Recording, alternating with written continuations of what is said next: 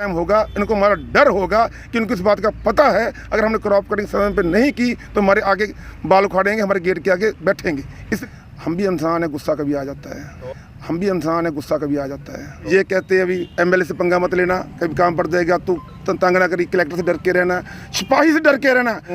वह गवार बिल्कुल एरिया में नष्ट हो चुका है और एक बिल्ट रोग के कारण जो नरमा था उसमें जुल्स रोग आ गया, नरमा खराब हो गया और लगातार 2 सालों से बाग में फल नहीं आ रहा।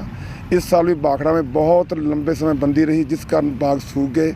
इन सबको सरकार संज्ञान में लेते हुए मुआवजा दे और उसके साथ ही साथ किसान बीमा तो करवाता है, लेकिन मैंने देखा है विशेष तौर पर हनुमानगढ़ के क्षेत्र में किसानों को बीमे का लाभ नहीं मिलता। किसानों में जागरूकता की कमी है कुछ। वह विभाग समय रहते क्रॉप कटिंग नहीं करवाता। अगर समय रहता क्रॉप कटिंग करवाई जाए और पारदर्शिता से क्रॉप कटिंग करवाई जाए तो जिन किसानों की कोई भी फसल है जिसका बीमा हुआ है, ख़राब हुई है, तो उस किसान को बीमे का लाभ मिल सकता है। इसके साथ ही साथ इन्होंने कुछ खाते ऐसे हैं जिनको विवादित कर दिया है और रजिस्ट्री तो हो जाती है लेकिन इंतकाल नहीं हो पाता। कुछ किसानों की तो लिमिट भी रिन्यू नहीं हुई, उनको एक्स्ट्रा ब्याज लग रहा है, उसको ध्यान देते हुए ये उनका निस्तारण किया जाए। कुछ किसानों ने डिग्गियाँ बना ली थी, उन्होंने अनुदान के फार्म भरे हुए थे, सरकार डिग्गियाँ निकाल नहीं रही थी, लेकिन उनके अपने हिसाब से आड़ती से पैसे लिया, केसीसी बनवाई, किसी रिश्तेदार से पैसे पकड़े, डिग्गियाँ बना ली। लेकिन सरकार कह रही है कि अगर आपने डिग्गी बना ली है तो आपने गुनाह कर दिया, हम आपको अनुदान नहीं देंगे, जबकि एक बार अनुदान मिलना उसका राइट है। तो जिस किसान की डिग्गी बनवा ली है उसको अनुदान नहीं दिया जा रहा, तो उसका राइट मारा जा रहा है, इसलिए उनको डिग्गियों के अनुदान मिलना चाहिए। एक 7D की रिपोर्ट है जो हर साल अपने रेवेन्यू विभाग सरकार को भेजता है। तो इस बार सबको पता है कि अतिवृष्टि के कारण मूंग व ग्वार तो बिल्कुल नष्ट हो चुका है, लेकिन इनको थोड़ी एक्सरसाइज करनी पड़ेगी, इनको गांव में निकलना पड़ेगा। इनके पास मशीनरी है, पटवारी है, बहुत कुछ इनके संसाधन है।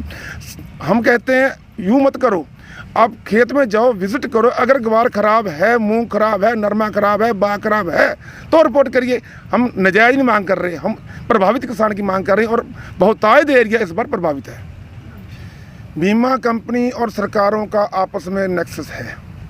हमसे बीमा कंपनी लूटती है, उसमें से हिस्से के रूप में इनको चंदा देती है, ये सबसे मुख्य कारण है। और इस नेक्सस को तोड़ेंगे हम जागरूकता से। जैसे हमने गंगानगर में एक जागरूकता अभियान चला रखा है और आज बहुत बड़े एरिया में हम क्लेम ले रहे हैं क्योंकि हम उसमें पात्रता होते हैं। लेकिन मैं हैरान हूँ, हनुमानगढ़ में कोई ऐसा संगठन नहीं था जो धरातल पे गांव में जाकर मीटिंग करके लोगों को जागरूक कर सके।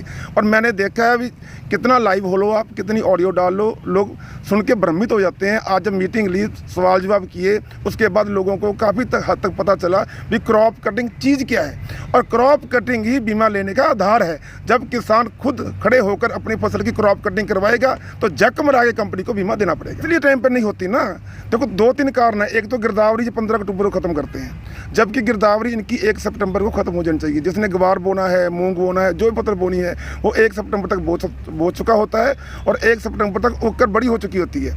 इसलिए इनको गिरदावरी 15 अक्टूबर की बजाय 1 सितंबर तक ख़त्म करनी चाहिए। और क्रॉप कटिंग समय पर क्यों नहीं होती? ये समय पे तभी होगी जब हम जागरूक होंगे, जब हमारे पैर में जूत कायम होगा, इनको हमारा डर होगा कि इनको इस बात का पता है अगर हमने क्रॉप कटिंग समय पे नहीं की तो हमारे आगे बाल उखाड़ेंगे, हमारे गेट के आगे बैठेंगे। इसलिए ये अभियान चला रहे हैं, गंगानगर में हम करवा रहे हैं और यहाँ भी करवानी शुरू हो जाएगी। देखिए, ये सवाल आपने तो टेढ़ा कर लिया।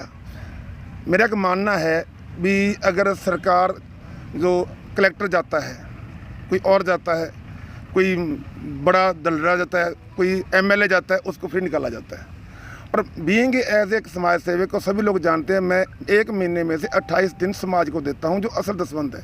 पे बैक टू सोसाइटी। मैं जो सोसाइटी ने मेरे को दिया मैं उससे वापस पे कर रहा हूं। और मैं इतना राइट मानता हूं कि सामाजिक नाते टोल नालों को भी कुछ ना कुछ हिस्सा इस आंदोलन में, इस समाज में डालना चाहिए, वो मांगता हूँ। उसमें बहुत सारे लोग तो कहते नहीं बिल्कुल भाई साहब बहुत अच्छा काम कर रहे हो, लेकिन कुछ शरारती तत्व कह लीजिए, जहाँ कुछ किसी नेता का चमचा कह लीजिए, ऐसा कोई आदमी जहाँ जिसको हमारी विचारधारा के विरुद्ध है वो कोई खड़ा हो, वो कभी ना कभी ऐतराज़ जाहिर कर देता है। लेकिन हम भी इंसान है, गुस्सा कभी आ जाता है। टोल कंपनी जो है टोल लेती है, लेकिन सड़कों की स्थिति जैसे हनुमानगढ़, पीढ़ियों सूरतगढ़ की स्थिति चलने लायक नहीं है। ऐसी बहुत सी ऐसी रोड है, इस पर क्या कहेंगे आप? साहब, ये तो कुछ भी नहीं है।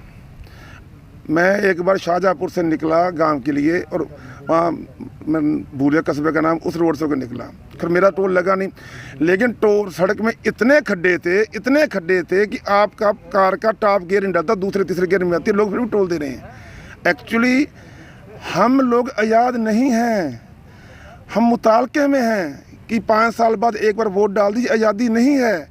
आज़ादी ये है अगर मेरे को थोड़ी सी दिक्कत है, मैं तख्ती ले खड़ा हो गया, वहाँ से कोई भी सरकार का कर्मचारी निकलता है, मेरी तख्ती पड़ेगा, जाके रिपोर्ट करेगा, उसका समाधान होगा, वो होता आज़ादी।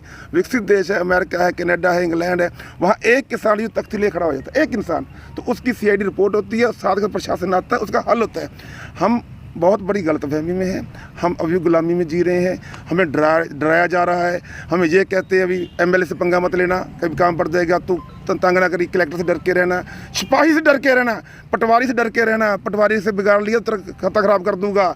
हमारे तो यहाँ तक हम गुलाम हैं, धर्म के हम गुलाम हैं, बीवी के हम गुलाम हैं, बच्चों के हम गुलाम हैं, समाज के हम गुलाम हैं, नेता के हम गुलाम हैं, पार्टी के हम गुलाम हैं। तो जब ये गुलामी छूटेगी फिर आज़ादी आएगी, फिर टोल की रोड में चकाचक होगी और साथ नॉन टोल रोड भी होगी। संयुक्त किसान मोर्चा के बैनर तले हनुमानगढ़ जिला कलेक्टर से सारे किसान मिले हैं और किसानों की जो आ रही समस्याएं हैं, चाहे वो BT की बीज की नकली बीज हो, चाहे ग्वार का नकली बीज हो, और उसकी वजह से जो किसानों के पूरे खेत खाली पड़े हैं, उस बात को लेकर आज सभी किसान जनप्रतिनिधियों ने जिला कलेक्टर महोदय से मुलाकात की है। और BT में जो नकली बीज और मिलावट का जो बीज आया है, उस पे जो किसानों को नुकसान हुआ है उसकी भरपाई होनी चाहिए, किसानों को मुआवजा मिलना चाहिए। और BT कंपनी जिन्होंने ये बीज बेचा है, नकली बीज, उनको सख्त से सख्त उन पे कार्रवाई होनी चाहिए और किसानों के खेतों की फसलों की गिरदावरी करवाकर जल्द से जल्द उन्हें मुआवजा मिलना चाहिए। आज इसी बात को लेकर सभी किसान संगठन एक किसान संयुक्त मोर्चा के बैनर तले आके जिला कलेक्टर महोदय से मुलाकात की है। जय किसान।